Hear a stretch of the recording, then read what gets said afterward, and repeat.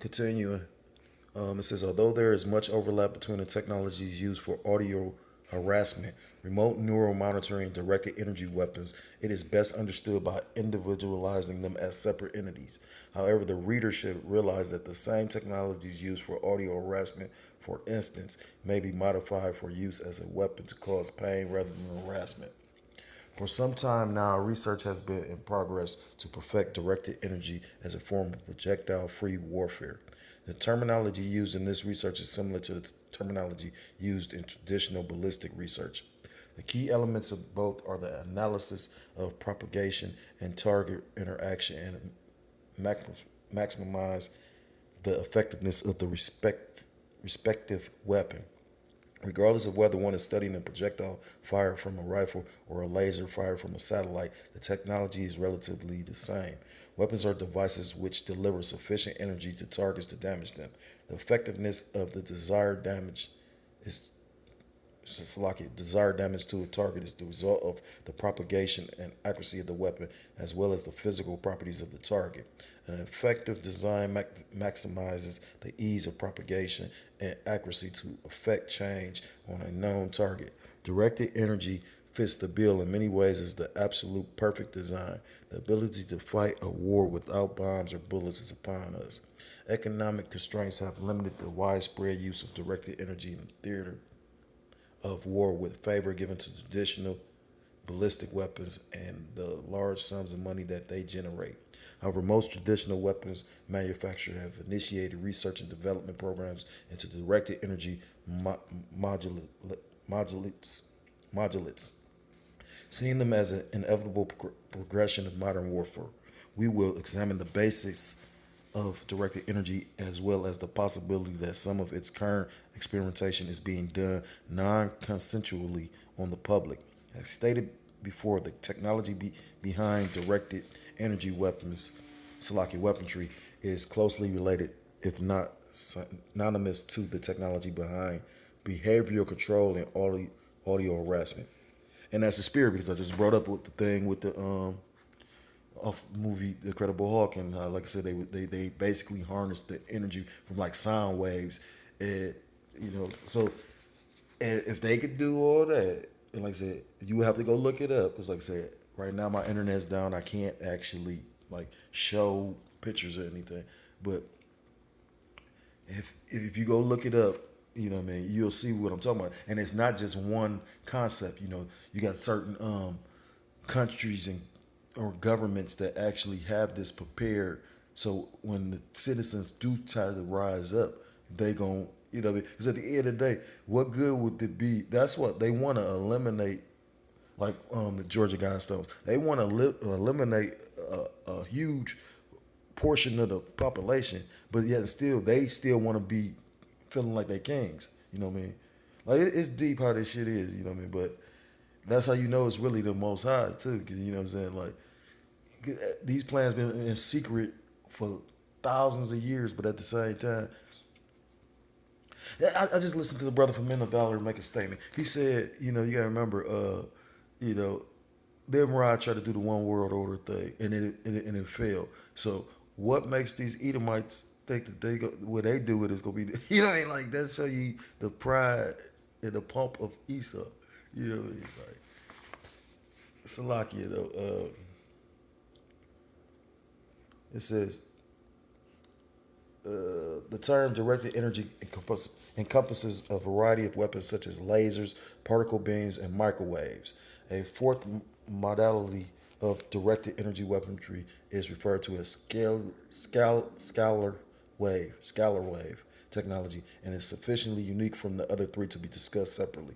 Nonetheless, all directed energy weapons must deliver sufficient energy to a target to affect destruction of the target. This requires an understanding of the prospective target, whether animate or inanimate, as to the energy requirement to destroy the target.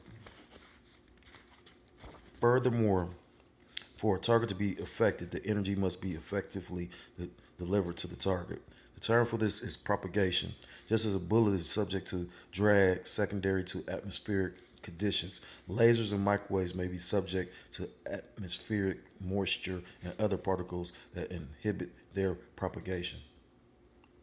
Knowing the physical characteristics of the target allows for the overproduction of energy in the weapon system so that the atmospheric drag may be overcome and the appropriate amount of energy deposited at the target. Obviously, less energy will be required to degrade the performance of a target than to completely neutralize or destroy it.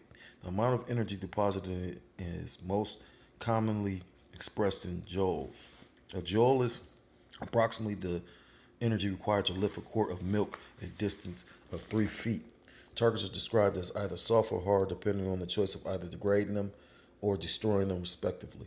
Determining the energy required to degrade the performance of a soft target is much more different than determining the energy required to destroy it.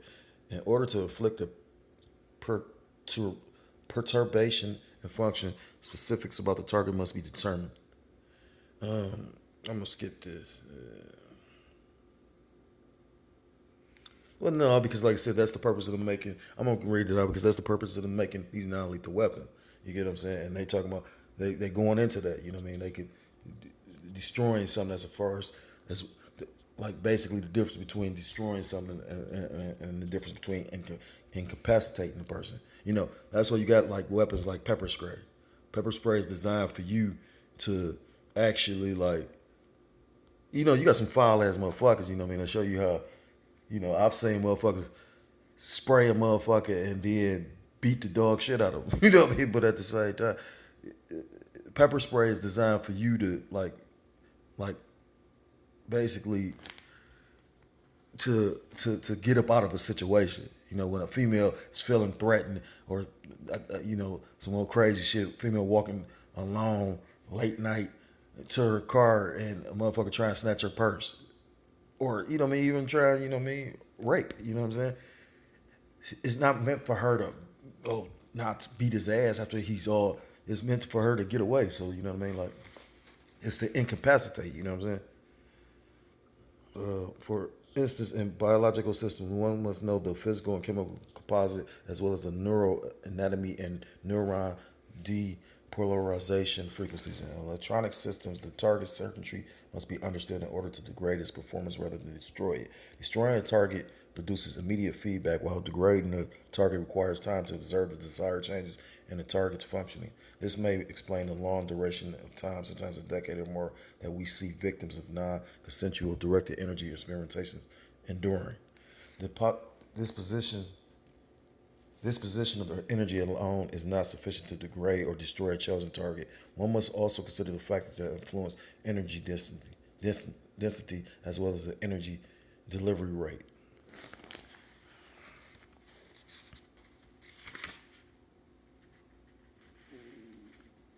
Directed energy induces thermal effects in biological and non-biological systems through its ability to increase the heat content in the targeted system. The amount of energy deposited, the target characteristics, and its ability to dissipate the heat generated are directly related to the eventual outcome of the destruction or degradation.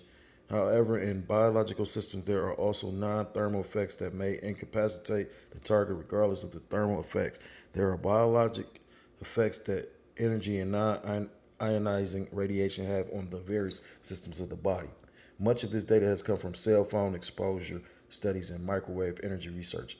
Weapons such as the active denial system operates at a 94 gigahertz, and other high-powered microwave systems operate between 1 to 3 gigahertz. Cell phones emit microwave radiation at similar frequencies. Some groups have reported blood-brain barrier defects and nerve cell death with exposure in these ranges. Chronic exposure to low levels of radio frequency in the microwave range have been found to cause cancer in several animal models, despite thermal effects. However, the subjects are inconclusive as to how this relates to human subjects. Majorities of cell phone exposure studies in the United States are sponsored by cell phone companies and are subject to bias. European studies tend to report the hazards, while American studies suppress them.